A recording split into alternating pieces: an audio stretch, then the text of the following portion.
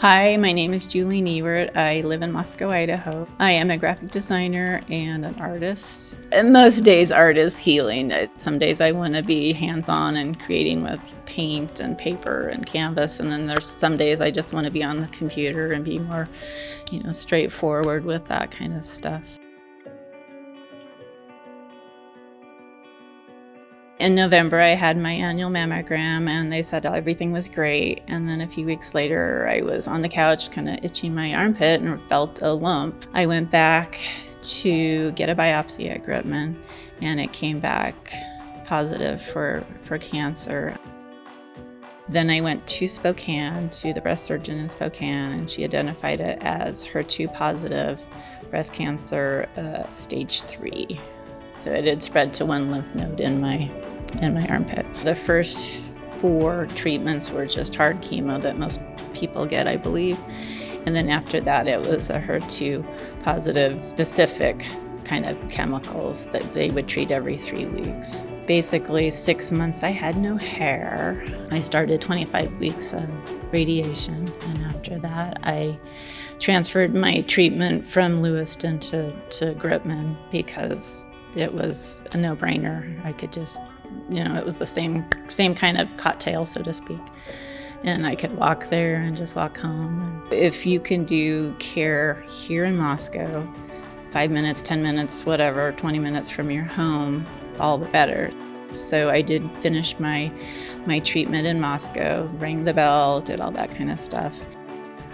I chose not to be private about this journey because it does take a village to get through this. My husband was there every step of the way to drive me to all my treatments, all my surgeries. My son stepped into the role of, after my surgery, he helped drain the tubes and he was amazing with that.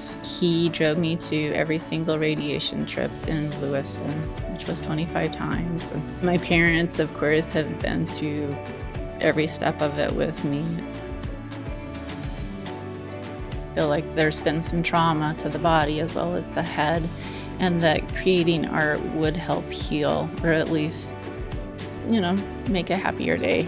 But just continuing to do my artwork and help process what I've been through was wonderful. I think that did help me wrap my head around where I've been and where I'm going. A lot of people that see my art says it's happy. So I feel like even before cancer and after cancer, I feel like the joy and the happy met somewhere in the middle. And before, maybe I was just making art that other people might like, but now going through something like that has made me realize that the art that you create actually affects more people. And you don't realize it. And so that happy, that art, that visual it goes out just kind of like ripples. The importance of supporting cancer care in our local community is that the money, the support goes directly to people. I mean, it was a gift to have a massage once a month. It was a gift to maybe have a gas card so you could get to Lewiston 25 days in a row. Just know that your money is going to someone, your neighbor, your best friend. The money stay here in town and help this journey, which is super, super difficult. And just knowing that you're surrounded by community is huge. I've asked many doctors, when does survivorship start? Some people say it starts as soon as you're diagnosed. Some people say it's the very last treatment. So I'm going by the very last treatment. Most doctors and nurses will say the first 2 years are critical. And so I guess I've done the 2 years. It's hard to believe that I went through it. Sometimes you think it's someone else after it all happens. But I think the harder part sometimes is after treatment. So you survive, now what? That fear. And so the past few years have been difficult. I still know people that are 10, 20 years out and they still have these fears and doubts. So I don't think it's a thing that goes away. I think it does fade a little bit. I believe that we get these tools to cope, or to, okay, I'm not going to waste another day on this fear. I don't want to live like this, because that anxiousness or the fear does affect your body physically, I believe.